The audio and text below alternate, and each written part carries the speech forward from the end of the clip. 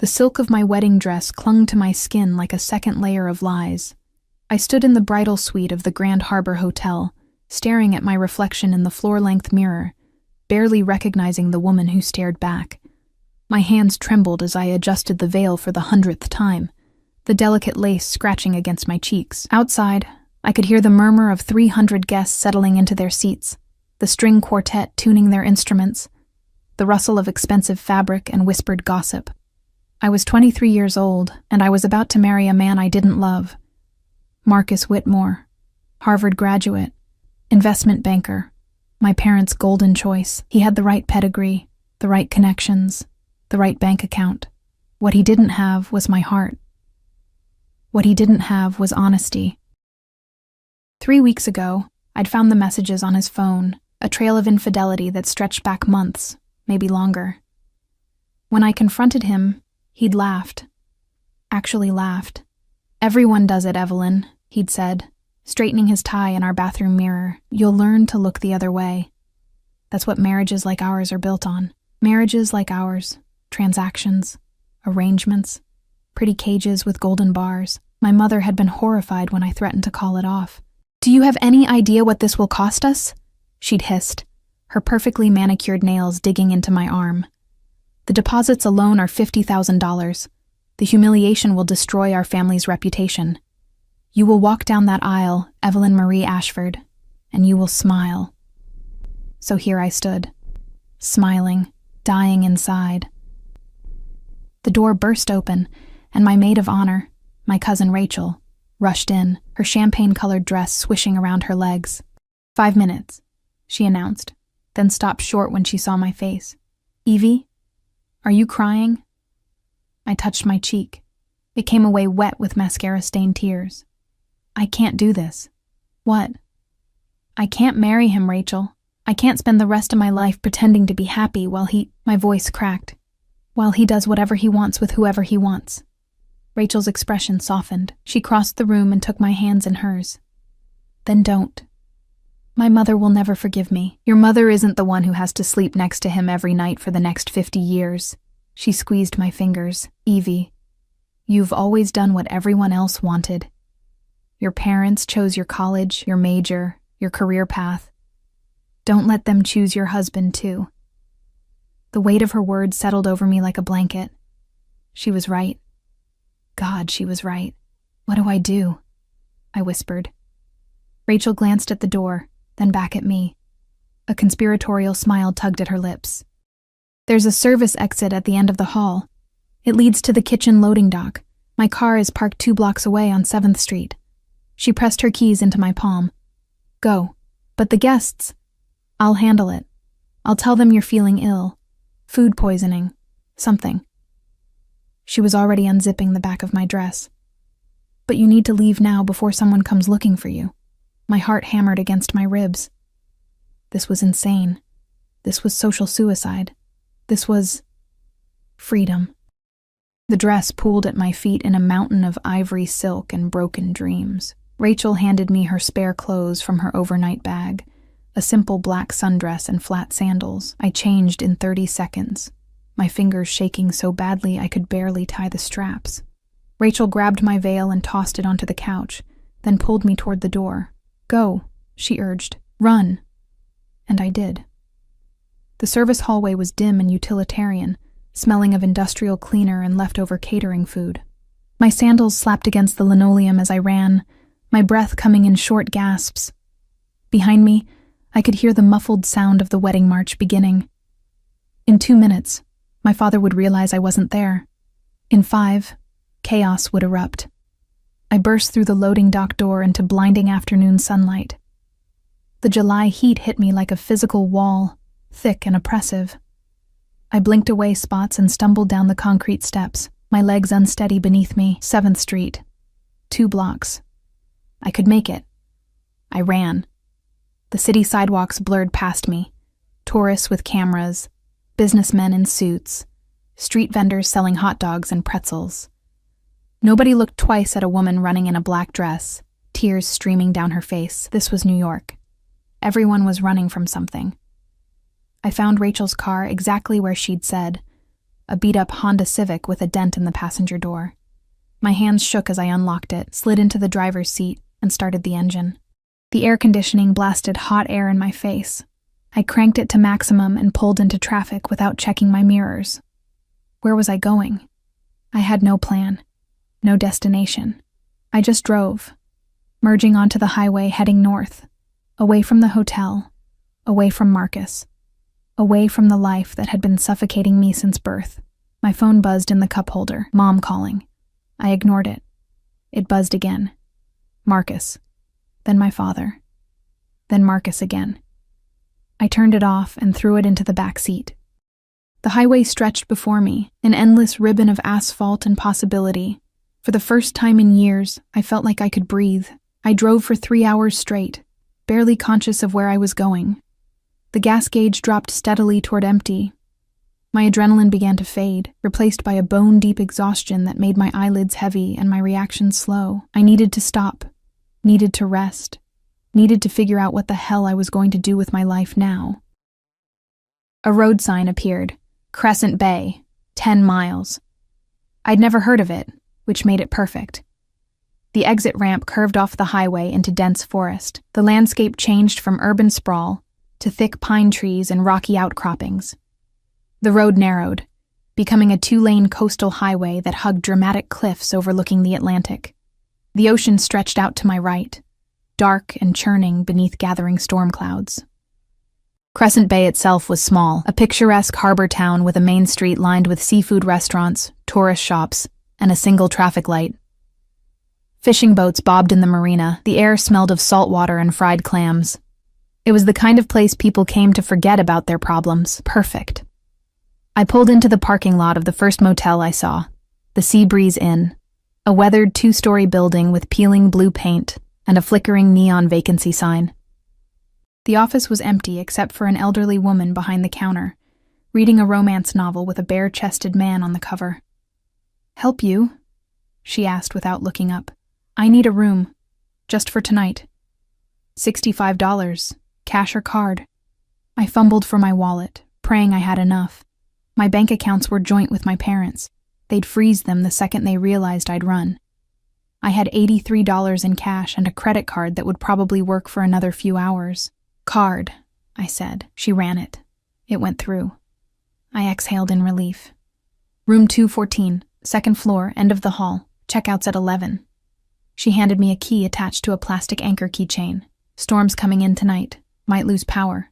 There's candles in the nightstand. Thank you." The room was exactly what I expected.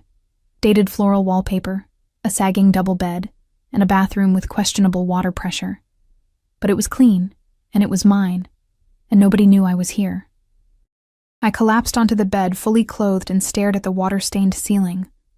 What had I done? I'd just blown up my entire life. My parents would be furious. Our family would be humiliated. Marcus would probably sue for breach of contract or something equally vindictive. And yet, I couldn't bring myself to regret it. My stomach growled, reminding me I hadn't eaten since breakfast. I hadn't had an appetite before the wedding, and now I was starving. I grabbed my wallet and headed back outside, following the smell of grilled seafood down Main Street. Most of the restaurants looked touristy and overpriced, but there was one at the end of the street that seemed different. A place called Vittorio's, with dark windows and no cutesy nautical decorations. A simple awning, a single door. The kind of establishment that didn't need to advertise because it already knew its worth. I pushed inside. The interior was all dark wood and low lighting, elegant without being pretentious. Leather booths lined the walls, a polished bar stretched along one side, bottles of expensive liquor gleaming like jewels. Soft jazz played from hidden speakers. There were only a handful of other diners, all dressed considerably better than I was in Rachel's borrowed sundress. A hostess materialized from the shadows, a stunning woman in a black pencil skirt and crisp white blouse. Her eyes swept over me with thinly veiled disdain.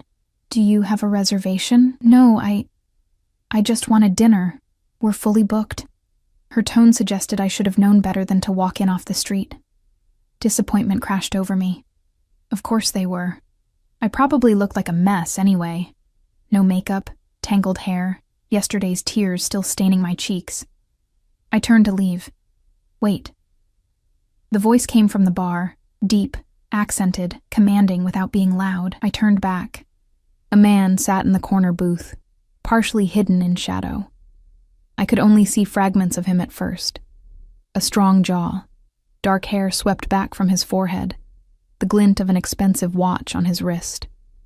He wore a charcoal suit that probably cost more than my car, tailored so perfectly it looked like it had been painted onto his body. "She can have the table by the window," he said, his eyes never leaving mine. The hostess's entire demeanor changed. "Of course, Mr. Russo. Right away." She turned to me with a forced smile. "This way, please." I should have left. Something about the way everyone in the restaurant had gone very still. The way the hostess's hands trembled slightly as she grabbed a menu, the way the bartender wouldn't meet my eyes. It all screamed danger, but I was hungry, exhausted, and had nowhere else to go, so I followed her to the table.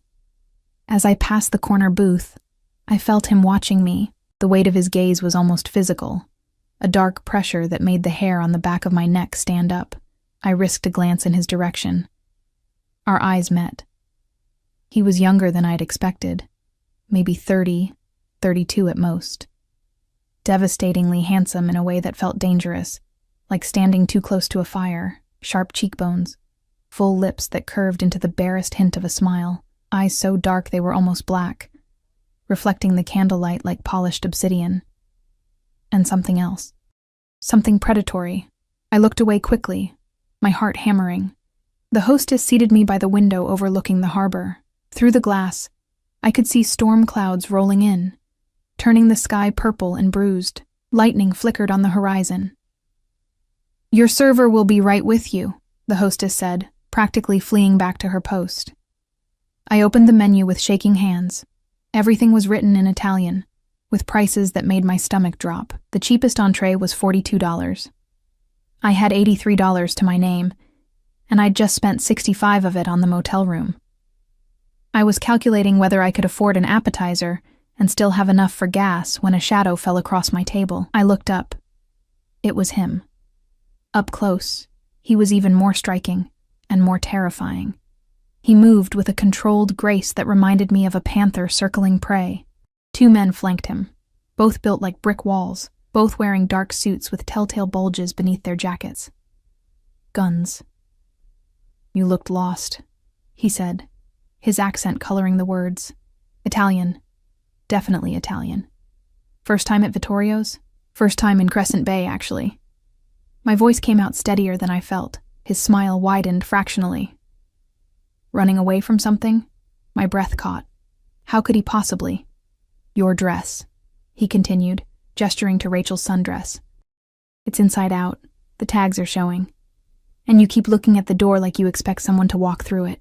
Those dark eyes studied me with unsettling intensity. So, running from an abusive boyfriend? Dangerous ex-husband? Or just a life that didn't fit anymore? I should have lied. Should have made up some innocent story about a spontaneous road trip. Instead, I heard myself say, "A wedding." Interest flickered across his face. "Yours?" "Was supposed to be. And you left." I ran. Silence stretched between us. Outside, thunder rumbled. The first drops of rain spattered against the window. "What's your name?" he asked. "Evelyn. Evie." "Evie."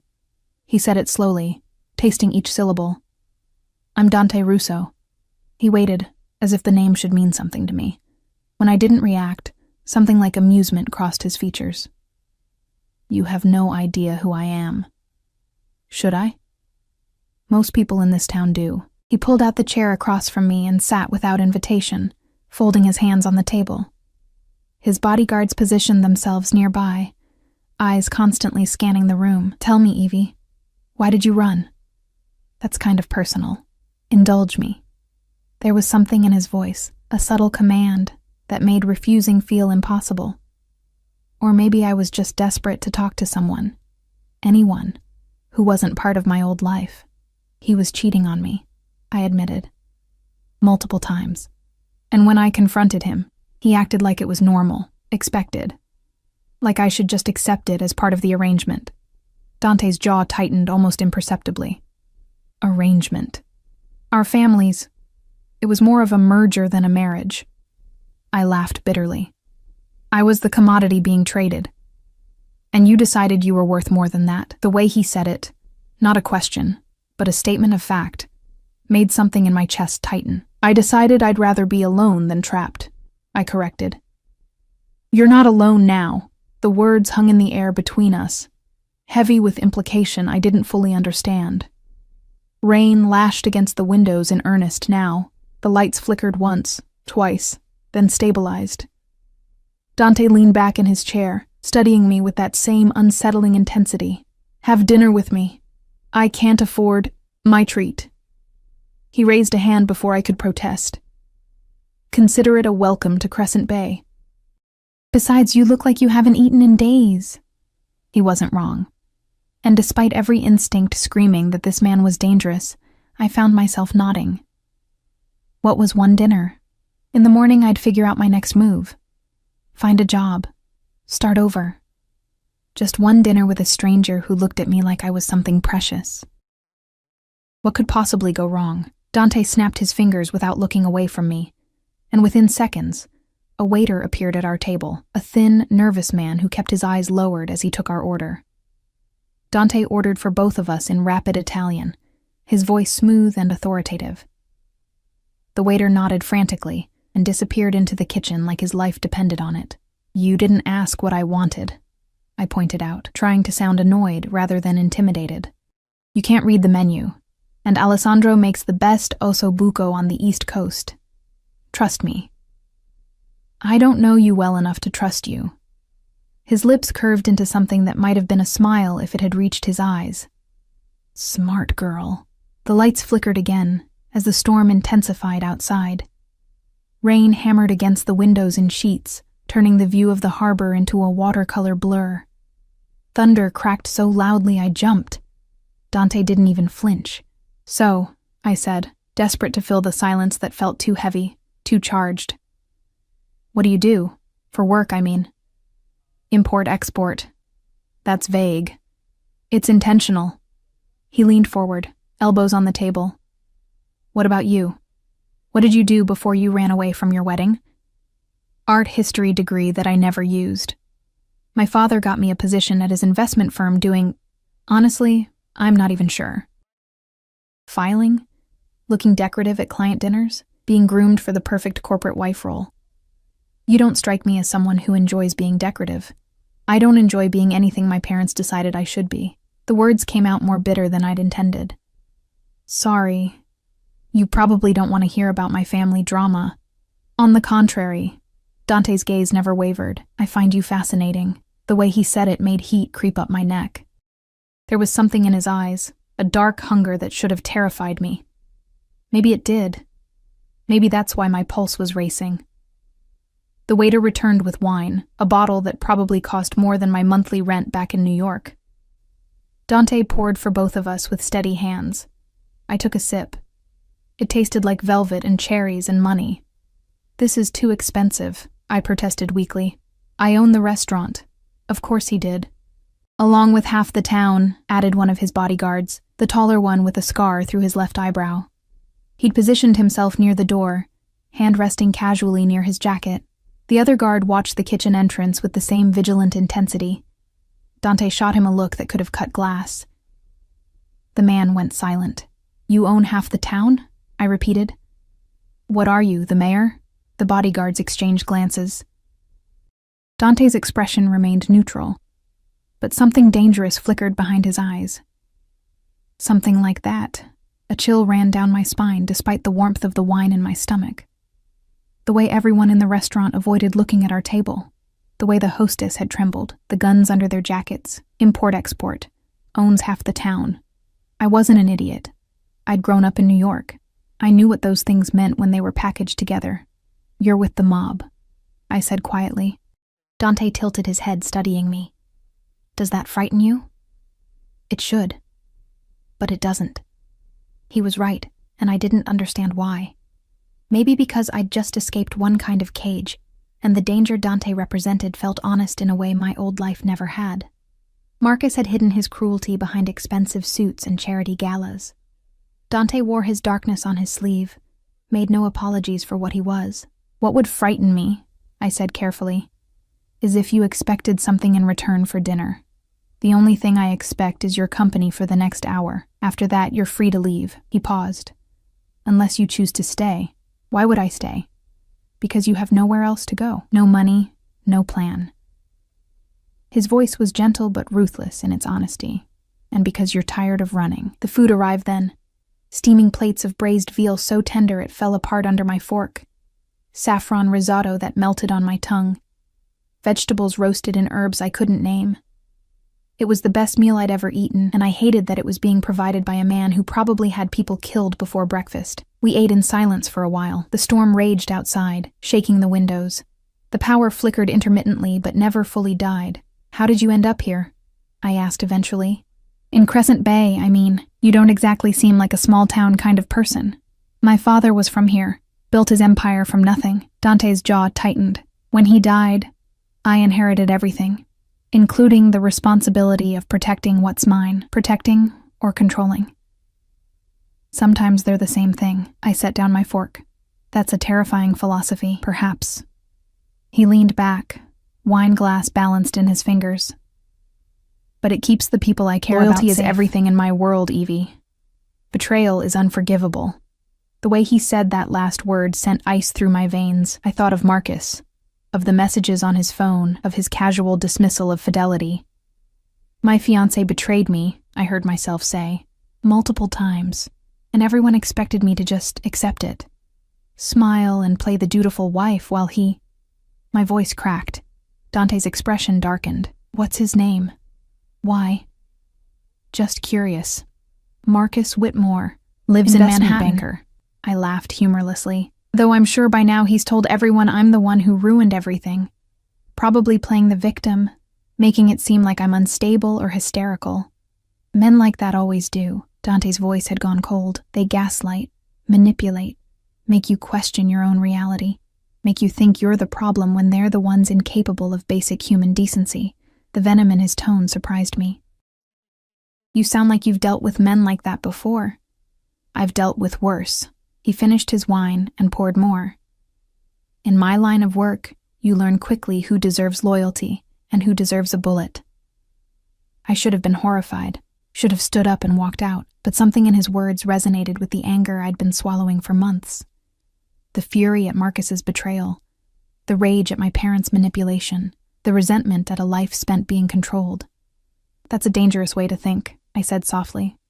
But, honest, he had me there. Thunder shook the building. The lights went out completely this time, plunging the restaurant into darkness. Emergency lighting kicked in after a moment. Dim amber bulbs that cast everything in sepia tones and deep shadows. "Storm must have taken out a transformer," said the scarred bodyguard. "Might be out for hours." Dante stood in one fluid motion. "I'll drive you back to wherever you're staying." "I'm at the Seabreeze Inn. It's only a few blocks. I can walk." "In this?" He gestured to the windows, where rain was coming down so hard it looked like the ocean had declared war on the land. "You'll drown before you make it to the corner." "I'll wait it out." "Evie." The way he said my name stopped me mid-sentence. "Let me drive you. Please." The please surprised me. Men like Dante Russo probably didn't say please very often.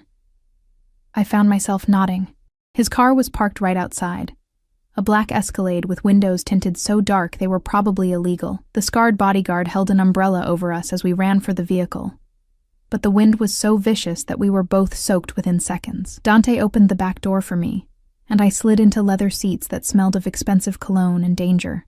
The interior was immaculate. No trash, no personal items, nothing to indicate who owned it, except for the faint scent of gun oil and the way the dashboard had more buttons than a commercial airplane. The other bodyguard took the driver's seat, while Scarface climbed into the passenger side. Dante settled in beside me, water dripping from his hair onto his collar. Even soaked, he was devastating. "The Seabreeze Inn," Dante told his driver, "and take the long way. Roads might be flooded." The engine purred to life, quiet, powerful, predatory. We pulled out of the parking lot into a wall of rain. The windshield wipers worked frantically, but could barely keep up. Lightning illuminated the world in stark white flashes. "You know," I said as we drove, "you never actually confirmed or denied the mob thing." Dante turned to look at me, his face half in shadow. "Would it change anything if I did?" "I don't know. I think you do." He shifted closer, and suddenly the space between us felt non-existent. "You're not afraid of me, Evie. You should be, but you're not. Want to know why?" My breath caught. "Why?" "Because you recognize something in me. The same thing I recognized in you at the restaurant." His voice dropped to barely above a whisper. "We're both trapped in cages of other people's making. The only difference is that I broke free of mine a long time ago. You're just starting to." His hand rested on the seat between us, close enough that I could feel the heat radiating from his skin. I should have pulled away, should have put distance between myself and this dangerous, magnetic man who looked at me like I was both salvation and damnation. Instead, I asked, "How did you break free?" "I took what was mine, by force, when necessary, by blood, when unavoidable." He held my gaze. I stopped asking permission to live the life I wanted and started taking it. "That's not freedom. That's just a different kind of cage, is it?" He leaned in, and I could smell rain and wine, and something darker, more intoxicating. "Or is it the only real freedom there is? The freedom to choose your own chains?" The car hit a pothole, throwing me against him.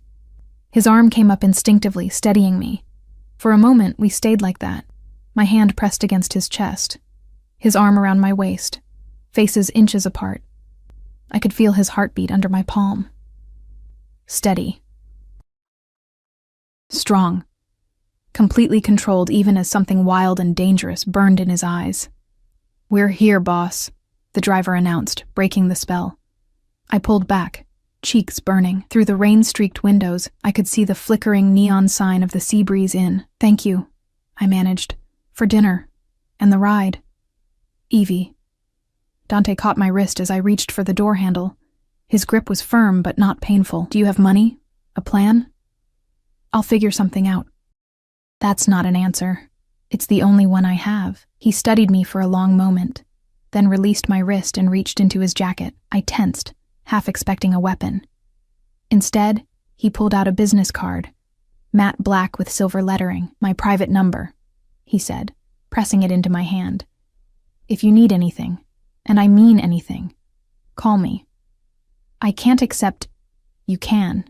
You will." His tone left no room for argument. "Crescent Bay is a small town, Evie. Word travels fast. By tomorrow, everyone will know there's a new girl staying at the Seabreeze. Some will be curious. Some will be less friendly. Are you trying to scare me? I'm trying to protect you. Why? You don't even know me." Something fierce and possessive flashed across his face. "I know enough." Before I could respond, he leaned forward and opened my door. Rain and wind howled into the car. "Go, before the storm gets worse." I stepped out into the deluge, the business card clutched in my fist. As I ran for the motel entrance, I glanced back. Dante was watching me through the window, his expression unreadable in the darkness. The Escalade didn't pull away until I was safely inside. My room was dark, the power still out. I fumbled for the candles the motel owner had mentioned, found them in the nightstand drawer, and lit 3 with shaking hands. Flickering light pushed back the shadows. I collapsed onto the bed, still dripping wet, and stared at Dante's business card. Just a name. Just a number. Nothing else. I should throw it away. Should forget about the dark-eyed man who'd bought me dinner and looked at me like I was something precious and terrifying all at once. Instead, I tucked it into my wallet, lay back against the pillows, and listened to the storm rage outside while my heart raged inside. Tomorrow, I told myself. Tomorrow I'd figure out my life, find a job, start over. Tomorrow. But tonight, I'd dream of shadows and danger, and a man whose darkness called to something broken inside me. The candles burned lower, the storm screamed against the windows, and somewhere in the night, I could have sworn I heard the rumble of an engine idling in the parking lot, keeping watch. I woke to silence and sunlight streaming through threadbare curtains. The storm had passed, leaving behind that peculiar stillness that follows violence. Air scrubbed clean, world holding its breath. My phone, which I'd retrieved from the back seat and plugged in before collapsing into bed, buzzed insistently on the nightstand. 47 missed calls, 63 text messages. I scrolled through them with a detached sort of fascination, like reading about someone else's life.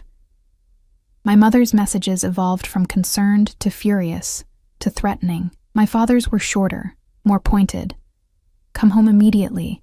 We'll discuss your behavior. Marcus had sent only one. You humiliated me. You'll regret this. The implied threat made my stomach clench, but I deleted it along with all the others. I had $18 left. The motel checkout was in 3 hours. I needed a plan. The shower sputtered lukewarm water that smelled faintly of rust, but I stood under it anyway, letting it wash away yesterday's fear and confusion. When I emerged, wrapped in a towel that had seen better decades, I caught my reflection in the foggy mirror. I looked different. Younger somehow, despite the exhaustion shadowing my eyes. Like I'd shed a skin I'd been wearing for 23 years, and was only now seeing what lay underneath. My only clothes were Rachel's black sundress, now wrinkled and salt-stained from last night's storm. I put it on anyway, finger-combed my damp hair, and ventured outside. Crescent Bay looked different in daylight, less mysterious, more worn around the edges. The storm had left debris scattered across the streets, broken tree branches, overturned trash cans, a child's bicycle lying in a puddle. Shop owners were sweeping water from their doorways, assessing damage. The harbor was calm now, fishing boats swaying gently at their moorings. I walked toward Main Street, hoping to find a help wanted sign somewhere, anywhere. The local diner had a faded notice in the window. Waitress needed. Apply within. It wasn't much, but it was something. The interior smelled of coffee and bacon grease. A handful of locals occupied the booths, their conversations dying the moment I walked in. Eyes tracked me as I approached the counter where a hard-looking woman with dyed red hair was wiping down the formica. "Help you?" she asked, her tone suggesting I was already an inconvenience. "I saw your sign. About the waitress position." She looked me up and down with unconcealed skepticism. "You got experience?" "Some." A lie. I'd never worked a day of real labor in my life. "I'm a fast learner." "Where are you from?" "New York." "What brings you to Crescent Bay?" "Fresh start." She snorted. "Yeah, that's what they all say." But she pulled out an application from under the counter and slapped it down in front of me. "Fill this out. We'll call you if we're interested." I took it to an empty booth, borrowed a pen from a fisherman at the next table, and began writing. Name, previous employment, references. Each blank felt like an indictment of how unprepared I was for real life. I'd never had to apply for anything. Positions had always been handed to me, carefully curated by my parents. I was halfway through when the bell above the door chimed. The diner went quiet. I looked up. Dante Russo stood in the doorway, flanked by his 2 bodyguards. He wore a different suit today, charcoal gray, almost black, perfectly tailored to his frame. His dark hair was slicked back, still damp from a shower. Those obsidian eyes scanned the room with predatory efficiency before landing on me. Something hot and terrifying coiled in my chest. He crossed the diner in long strides, his men positioning themselves strategically near the exits. The other customers suddenly found their plates fascinating. The red-haired woman behind the counter paled. "Mr. Russo," she stammered. "Didn't expect to see you this morning. Can I get you coffee, black?" He slid into the booth across from me without invitation. "And whatever she's having."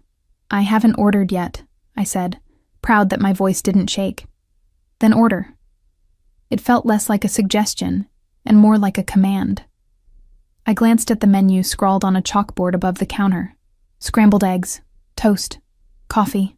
The woman scurried away like her life depended on it. "You're following me," I said once we were alone, or as alone as we could be with 2 armed bodyguards and a dozen eavesdropping locals. Crescent Bay is a small town. There's only one diner. Dante leaned back, arm stretched across the back of the booth. "Though I did hear you were asking about employment. How could you possibly—" I stopped. "You have people watching me.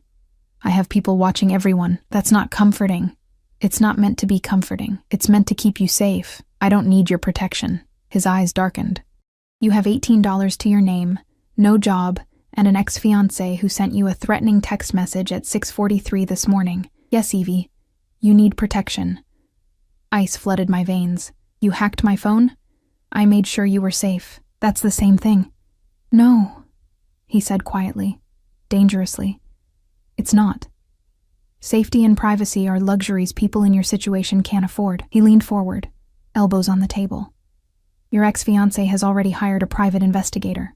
Your parents have frozen your bank accounts, and your mother called the police to report you as a missing person, though they told her you're an adult who left of your own free will." My hands were shaking. I pressed them flat against the table to hide it. "How do you know all this?" "Because I made it my business to know." His gaze held mine, relentless. "Did you really think you could run away from a life like yours without consequences? People like your family don't just let their investments disappear. I'm not an investment. I'm a person. To them, you're both." The truth of it hit me like a physical blow. He was right. God help me. He was right.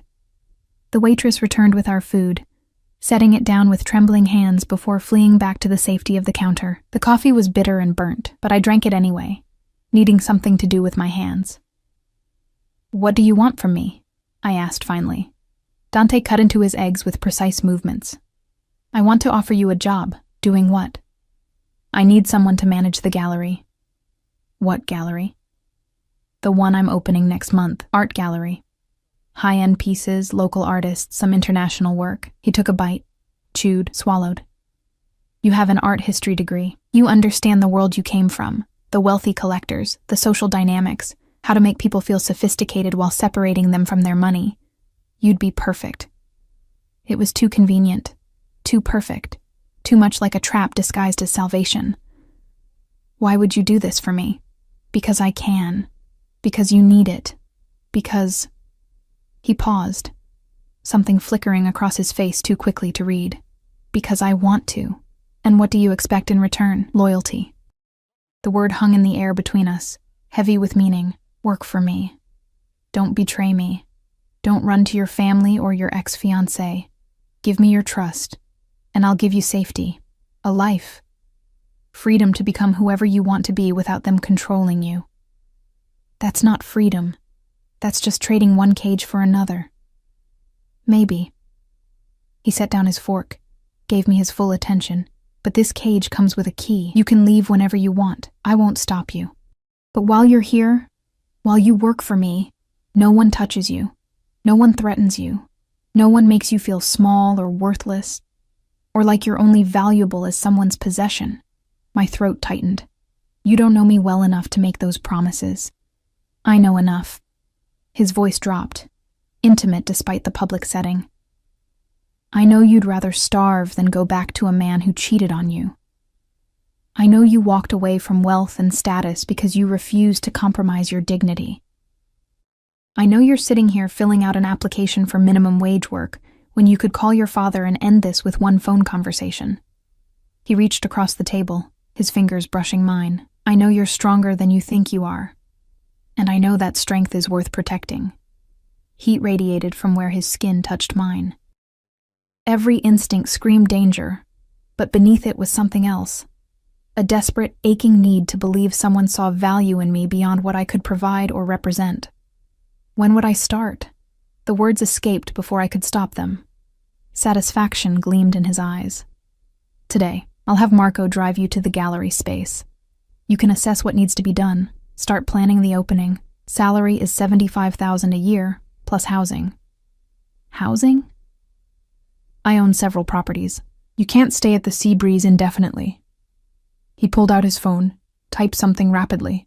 "There's a furnished apartment above the gallery. 2 bedrooms, full kitchen, ocean view. It's yours.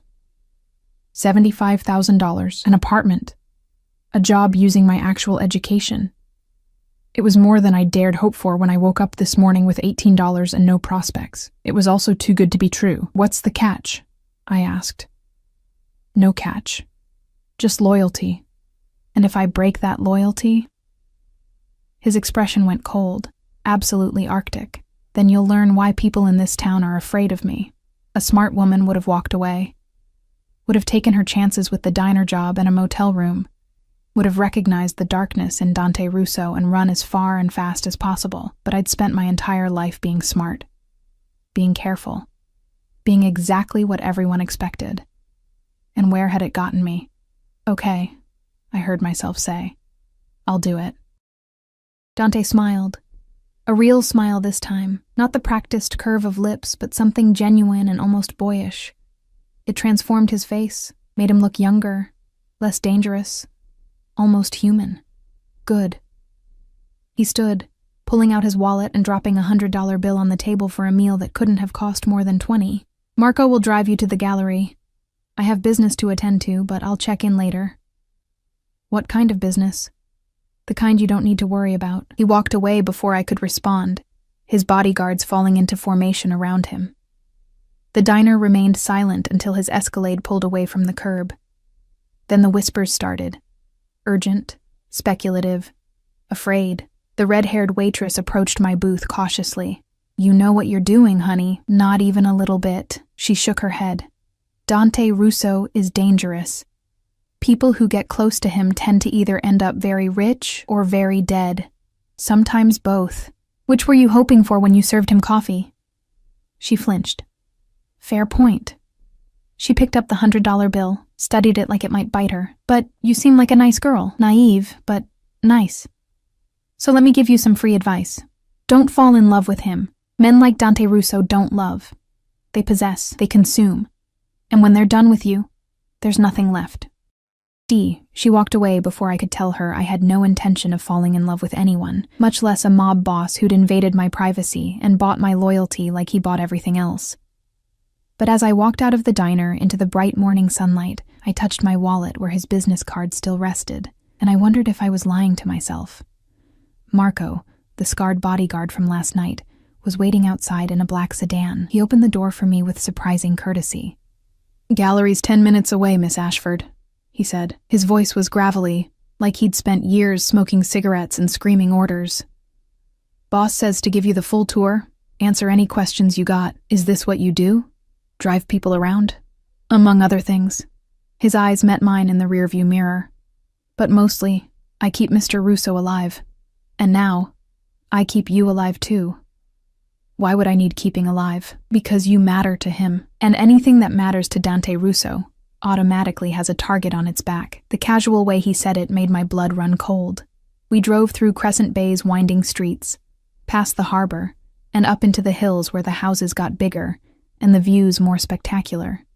The gallery occupied a converted Victorian mansion overlooking the ocean. 3 stories of pristine white clapboard with wraparound porches and enormous windows. It was stunning. Boss bought it 6 months ago, Marco explained as he unlocked the front door. Had it completely renovated. Original hardwood floors, climate control for the art, security system that could protect Fort Knox. Your apartment's on the 3rd floor. Want to see it first? I nodded, unable to speak past the lump in my throat. The apartment was beautiful. Hardwood floors, exposed brick, floor-to-ceiling windows that framed the Atlantic like a living painting. The furniture was minimal, but expensive. A cream-colored sofa, a glass dining table, a bed with white linens that looked like clouds. The kitchen had granite countertops and appliances that probably cost more than my first car. Boss had it furnished yesterday, Marco said. After he met you. Yesterday. He'd bought furniture and prepared an apartment for me less than 12 hours after meeting me in a restaurant. Why? I whispered. Marco's scarred face softened almost imperceptibly. Because he saw something in you worth protecting. And Dante Russo always protects what's his. What's his. The words should have terrified me. Instead, they felt like a promise. I spent the rest of the day exploring the gallery, taking notes on my phone, sketching out ideas for the opening. The space was extraordinary. High ceilings with crown molding, natural light flooding through tall windows, walls painted in soft, neutral tones that would make any artwork shine. Someone with impeccable taste had overseen the renovation. Marco stationed himself near the front entrance, silent but present, occasionally answering his phone in terse Italian. I tried not to think about what those conversations might entail. By late afternoon, I'd filled a dozen pages with plans. Lighting adjustments, display configurations, a list of local artists to contact. I was so absorbed that I didn't hear the door open until a woman's voice cut through my concentration. "So you're the new girl." I turned. She stood in the doorway like she owned it, tall, willowy, with jet black hair cascading over her shoulders and eyes like green glass. Her dress probably cost more than most people's monthly rent, and she wore it with the casual confidence of someone who'd never questioned her place in the world. She was also staring at me with undisguised hostility. "I'm Evelyn," I said, setting down my notebook. "Can I help you?" "Valentina Castellano." She stepped inside, heels clicking against the hardwood. "Dante's fiancé." The word hit me like a punch to the stomach. Fiancé. Of course. A man like Dante Russo would have someone beautiful and polished and probably from the same dark world he inhabited. "He didn't mention—" I started. "I'm sure he didn't." Valentina circled me slowly, predatory. "Dante has a habit of forgetting to mention me when there's something new and shiny to distract him, and you, darling, are very shiny." "I'm just managing the gallery. Of course you are." Her smile was all teeth, just like the last girl was just his personal assistant, and the one before that was just helping with his legitimate business ventures. She stopped directly in front of me, close enough that I could smell her perfume. Expensive, cloying, suffocating. "Let me make something very clear, Evelyn. Dante belongs to me. We've been together for 5 years. Our families have alliances that go back generations. Whatever fantasy he sold you about freedom and fresh starts, it ends the moment he gets bored, which he always does." Something hot and defiant flared in my chest. "I'm not interested in Dante romantically." "Liar." She laughed, brittle and sharp. "I saw how he looked at you last night at Vittorio's. Everyone did. That obsessive, possessive look he gets when he finds a new toy." Her expression hardened. "But here's what you don't understand about men like Dante Russo. They don't see people as people. They see acquisitions, possessions. Things to own and control and discard when the novelty wears off. Sounds like you're speaking from experience." Her hand moved so fast I barely registered it before her palm connected with my cheek. The slap echoed through the empty gallery like a gunshot. Pain bloomed across my face, hot and stinging. Marco was there in an instant, gun drawn, body positioned between Valentina and me. "Step back, Miss Castellano, or what?" She sneered at him. "You'll shoot me? Dante's future wife? I'd love to see how that conversation goes." "Step back." Marco's voice was arctic. Valentina held up her hands in mock surrender, but her eyes never left mine. "This isn't over, sweetheart. Enjoy your gallery and your little apartment and whatever illusions Dante's given you. But remember, when he's done playing savior, you'll be back to having nothing, and I'll still be here." She swept out as dramatically as she'd entered, leaving silence and the taste of blood in her mouth where I'd bitten my lip. "You okay?" Marco asked, holstering his weapon. I touched my burning cheek. "She's really his fiancée?" Marco's expression grew carefully neutral. "It's complicated. That's not an answer. It's the only one I can give you." Before I could press him further, his phone buzzed. He answered it, listened, then turned to me. "Boss wants to see you. Now." "Where?" "His house." We drove for 20 minutes into the hills beyond town, where the houses gave way to estates hidden behind iron gates and tall hedges. Marco pulled up to a security gate, spoke briefly into an intercom, and the bars swung open to reveal a long driveway lined with cypress trees. Dante's house sat at the end, like something from a movie, modern architecture of glass and steel and sharp angles, perched on a cliff overlooking the ocean. It was beautiful and cold, and somehow perfectly him. Marco led me through the front entrance into a foyer with marble floors and a chandelier that probably cost more than my parents' house. Everything was precise, expensive, devoid of personal touches. It felt more like a museum than a home. "He's in his office, third door on the left." Marco nodded down a hallway, then positioned himself by the front door. I walked down the corridor on shaking legs, past abstract art and empty rooms, until I reached the indicated door. It was slightly ajar. Through the gap, I could hear Dante's voice, speaking rapid Italian into a phone. He sounded angry. I knocked softly. "Come in." He stood behind a massive desk, still holding his phone but not speaking into it anymore. He'd removed his suit jacket and rolled up his sleeves, revealing forearms corded with muscle and scattered with scars. His tie was loosened, top button undone. He looked dangerous and domestic all at once. Then his eyes landed on my face, and everything changed. "Who touched you?" His voice was deadly quiet. I'd forgotten about the mark Valentina's slap must have left. My hand went automatically to my cheek. "It's nothing." "Who touched you?" Not a question. A demand. "Your fiancé." Something terrifying flickered across his expression. A darkness so absolute it made my breath catch.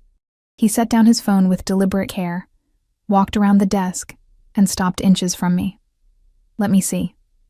It wasn't a request. I tilted my face up. His fingers brushed my cheek with surprising gentleness, tracing the edges of the swelling. Heat radiated from his touch, making my pulse race. "Valentina did this," he said flatly. "She said—" I swallowed hard. "She said she's your fiancé, that you've been together for 5 years, that I'm just another in a long line of distractions." "And you believed her. Should I?"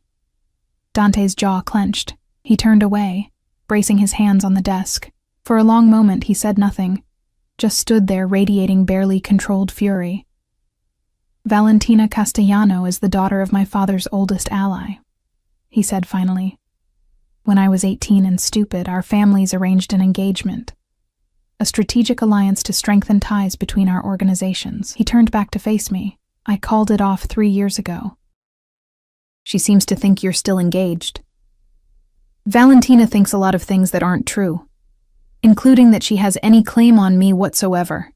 His eyes bored into mine. "I am not engaged. I am not in a relationship. And I sure as hell am not going to let her put her hands on you again." The possessiveness in his voice should have scared me. Instead, it sent heat pooling low in my stomach. "What are you going to do?" I asked. "Handle it." He pulled out his phone, typed something rapidly. "Marco will take you back to your apartment. Don't go anywhere alone for the next few days. I'm assigning someone to watch your place." "That's not necessary. Evie." He crossed the distance between us in 2 strides, cupping my uninjured cheek.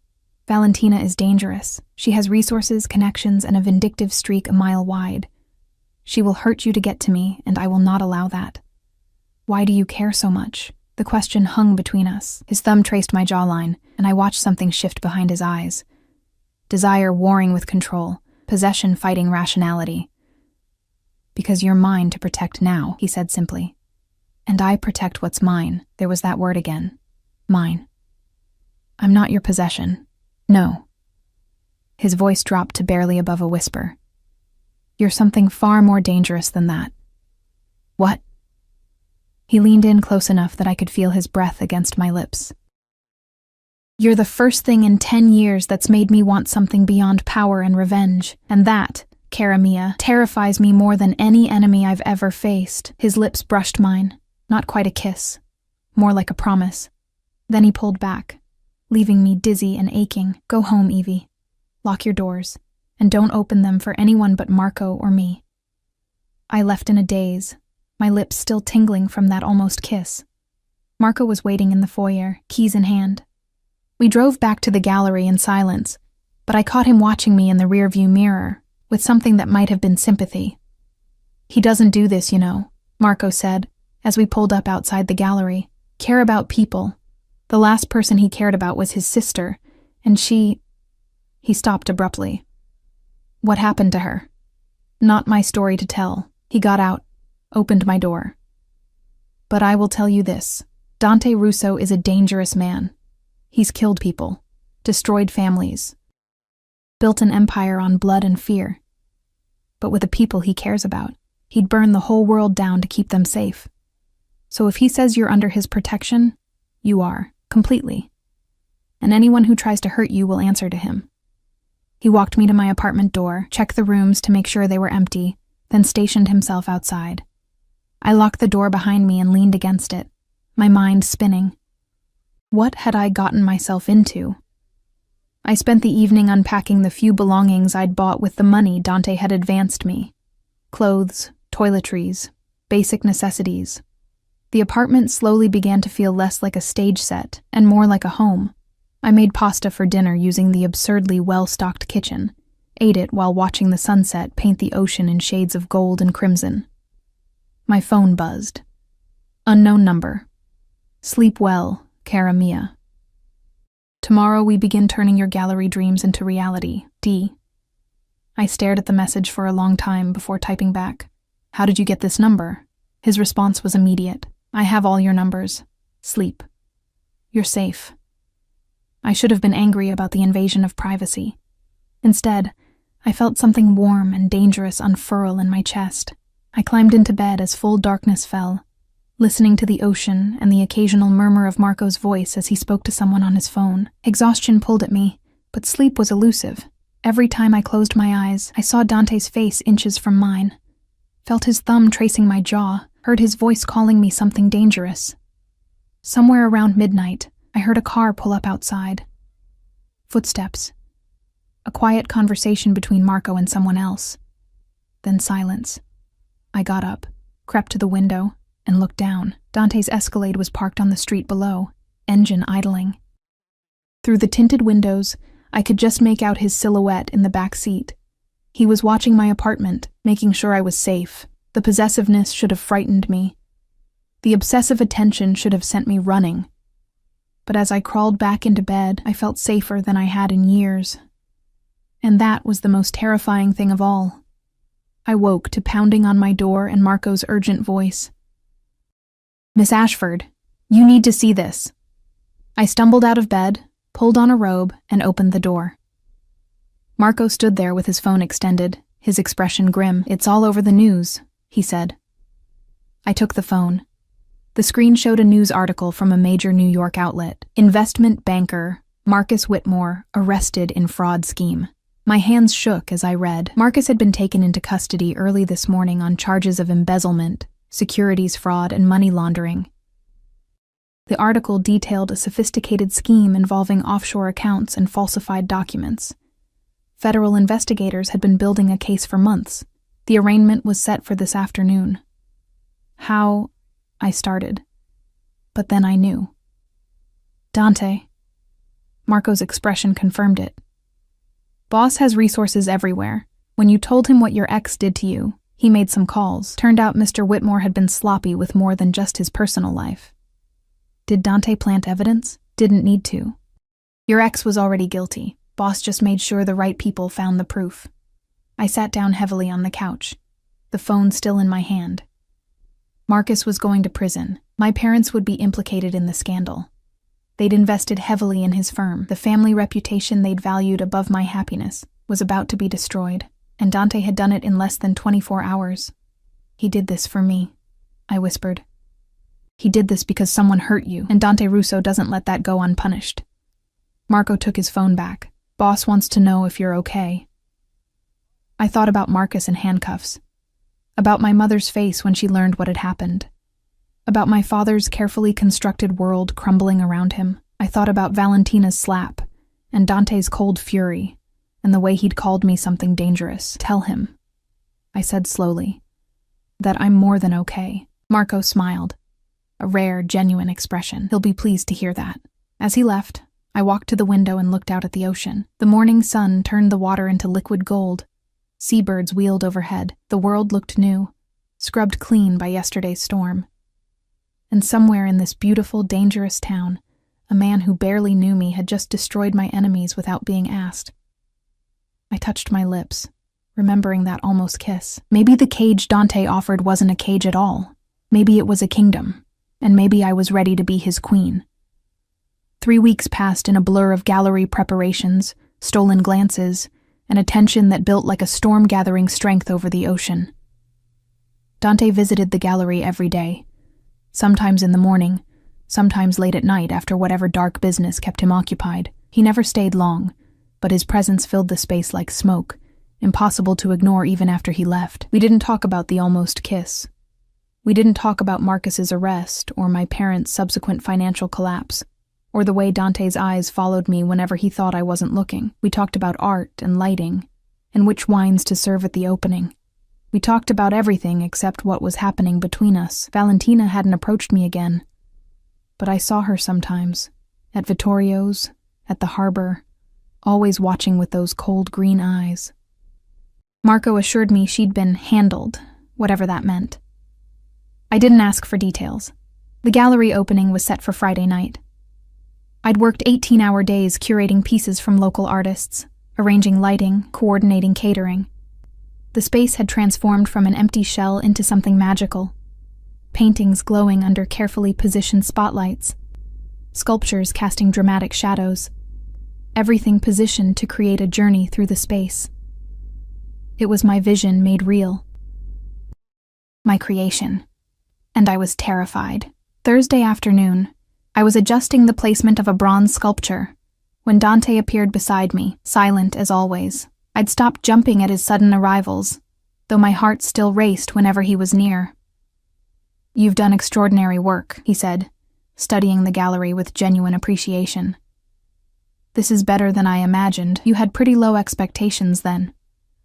I had very high expectations. He turned those dark eyes on me. "You exceeded them." The praise shouldn't have meant so much. But coming from him, a man who controlled an empire, who commanded absolute loyalty, who probably didn't give compliments unless they were earned, it made my chest tight with something I didn't want to examine too closely. "Thank you," I managed. "For this, for everything, you earned it."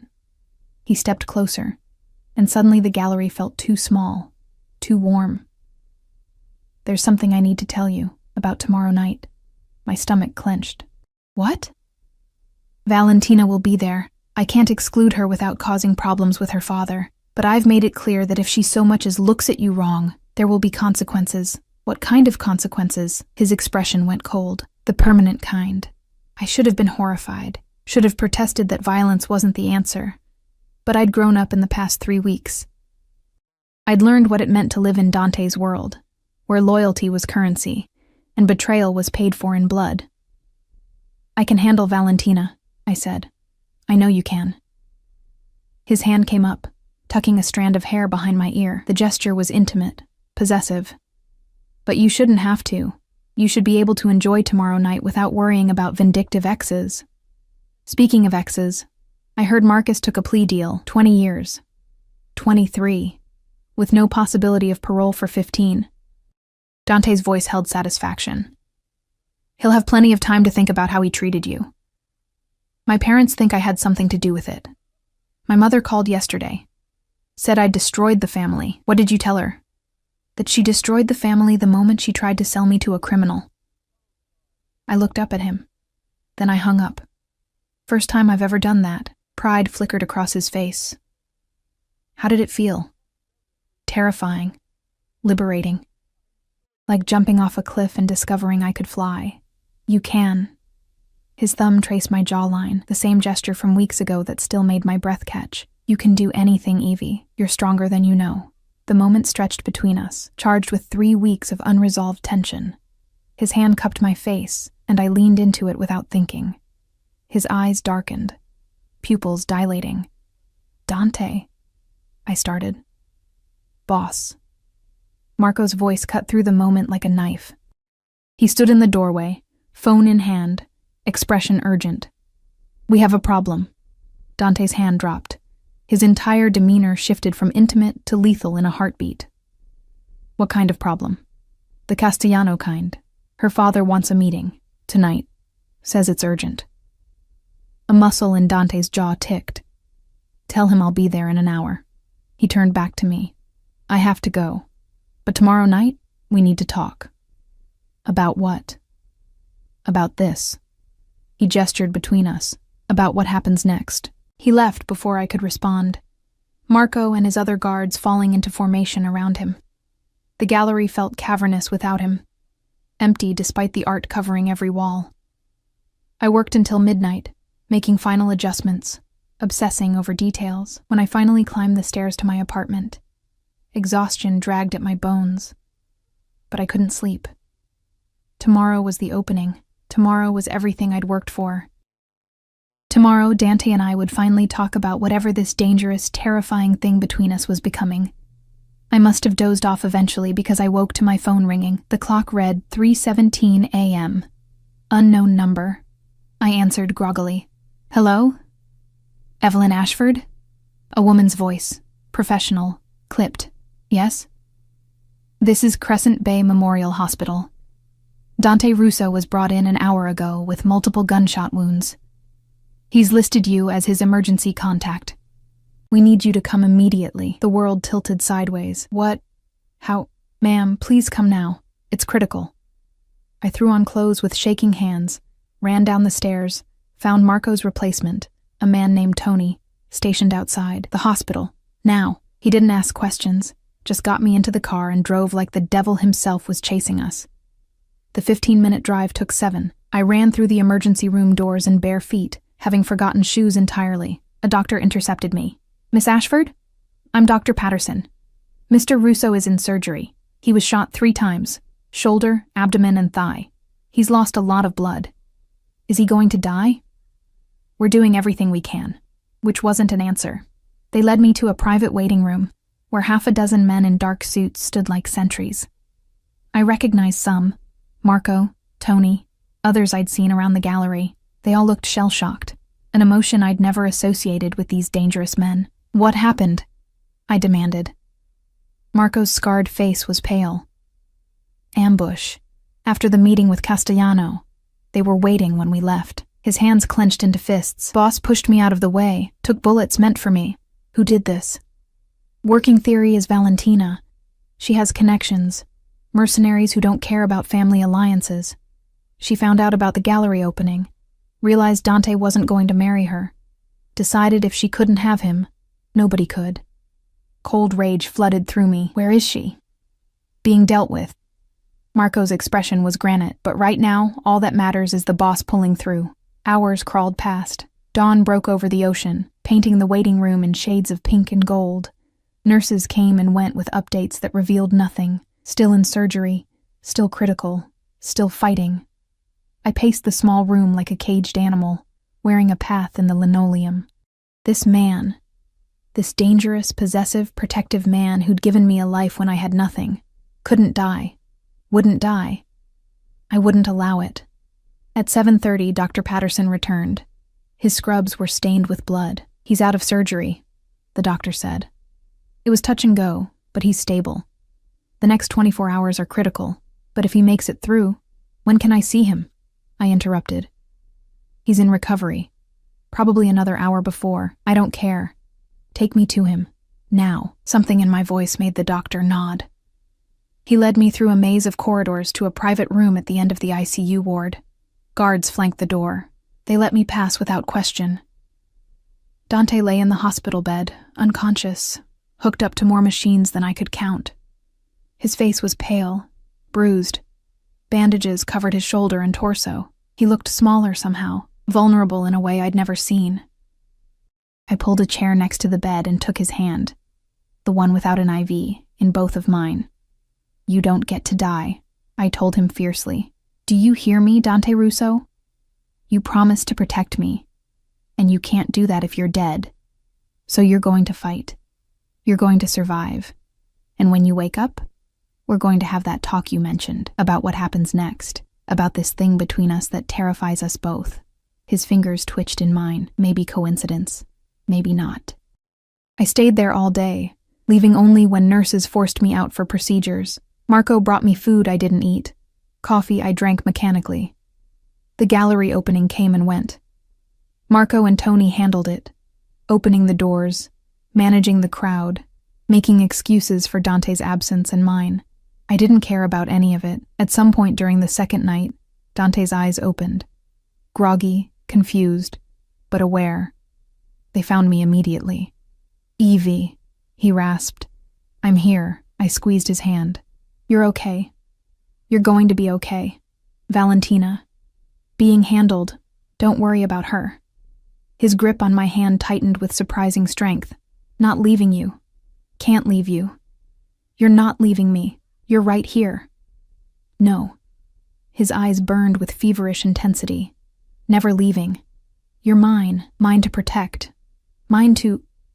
He stopped, searching for words through the pain medication fog. Yours to what? Love. The word came out broken, desperate. Mine to love, if you'll let me. Tears I didn't know I'd been holding back spilled over. You're delirious. No. He pulled me closer with the hand I was holding, until my face was inches from his. Been falling for you since that first night. Since you walked into my restaurant looking lost and fierce, and so damn beautiful I couldn't breathe. Tried to fight it. Tried to tell myself it was just possession, just the need to protect something fragile. But it's more. You're more. Dante. Let me finish. Each word seemed to cost him. I'm not a good man, Evie. I've done terrible things, hurt people, destroyed lives. My world is dark and dangerous, and you deserve so much better. But I'm also selfish enough to want you anyway. To need you. To love you so completely that the thought of losing you nearly stopped my heart before the bullets could. I was crying openly now. You can't say things like that. Why not? Because I'm already terrified of how much I feel for you. Because you're right. I should run from you, from this life, from everything you represent. But I can't. Because somewhere in the past 3 weeks, you stopped being the dangerous man who saved me and became the person I can't imagine living without. His smile was weak but genuine. So stay. Build your gallery. Live in this town. Let me love you the only way I know how. Completely, possessively, with everything I am. That's not healthy. No. He brought my hand to his lips, kissed my knuckles. But it's honest.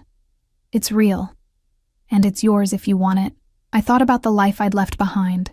The cage of expectations, the loveless marriage, the slow suffocation of being someone's possession rather than someone's partner. I thought about what Valentina and the waitress had warned me about, that Dante Russo consumed what he loved, left nothing behind. But looking at him now, bruised and bleeding and barely conscious but still fighting to tell me he loved me, I realized they'd been wrong. Dante didn't consume, he protected, he cherished. He gave everything he had to the people he cared about, even when it meant taking bullets for them. Ask me, I said. What? Ask me properly. Understanding dawned in his eyes. Despite the pain, despite the medications, a real smile curved his lips. Evie Ashford. Will you stay with me? Not because you need protection, or a job, or a place to live, but because you want to? Because you love me too? Yes. The word came out stronger than I felt. Yes to all of it. The darkness and the danger and the possessive, overprotective man who somehow sees me as something precious. Yes. He pulled me down. Or maybe I leaned in, and our lips met. Not an almost kiss this time, but the real thing. Soft and desperate and tasting of blood and promises, and a future neither of us had planned, but both of us wanted. When we broke apart, his eyes were already drifting shut again. Love you, cara mia, he murmured. My dangerous, beautiful girl, love you too, I whispered back. My impossible, terrifying man. He slipped back into sleep, but this time his expression was peaceful. I settled back into the chair, his hand still in mine, and watched the sunrise paint the walls gold. 6 weeks later, I stood in the gallery at the rescheduled grand opening. The space glowed with soft light, filled with well-dressed patrons admiring art and sipping champagne. It was everything I'd dreamed of, and more. Dante stood beside me, his arm around my waist, possessive, protective, perfect. He'd recovered faster than the doctors predicted, driven by sheer stubbornness and the need to be back at my side. The scars would fade eventually, but I secretly loved them. Proof that he'd survived. Proof that we'd both survived. Valentina Castellano had disappeared. Marco wouldn't tell me what happened, and I'd learned not to ask. Some things in Dante's world were better left unknown. My parents had tried to contact me a few times, but their messages went unanswered. I'd mourned that relationship, then let it go. Some cages you had to leave behind completely to be truly free. Happy? Dante murmured in my ear. I looked around the gallery, my gallery, filled with life and art and possibility. Then I looked at him, this dangerous man who'd given me everything, including his heart. Terrified, I admitted. And happier than I've ever been. Good. He pressed a kiss to my temple. Terror means you're alive, and happy means you're exactly where you're supposed to be. A guest approached wanting to discuss one of the paintings, and I excused myself with a squeeze of Dante's hand. As I explained the artist's technique and vision, I caught him watching me with that intense, possessive gaze that still made my pulse race. Some people might call what we had toxic, unhealthy, a darkness masquerading as love, but they didn't understand. They didn't know what it was like to be truly seen by someone, to be protected so fiercely that they'd take bullets for you, to be loved so completely that the word mine stopped being possession and became devotion. I'd run from one cage and found another. But this one had a key I held myself. This one was built on honesty rather than lies, passion rather than duty, choice rather than obligation. This cage was freedom, and I'd never felt more alive. The gallery hummed with conversation and laughter. Outside, the ocean crashed against the cliffs in eternal rhythm. And in this perfect moment, with art surrounding me and love supporting me, and a future stretching bright before me, I finally understood what it meant to be home. Not a place, not a house, not a town, but a person. And that person was watching me from across the room with eyes like midnight and a smile that promised forever. I smiled back. And in that smile was every answer to every question we'd never needed to ask. We'd both been running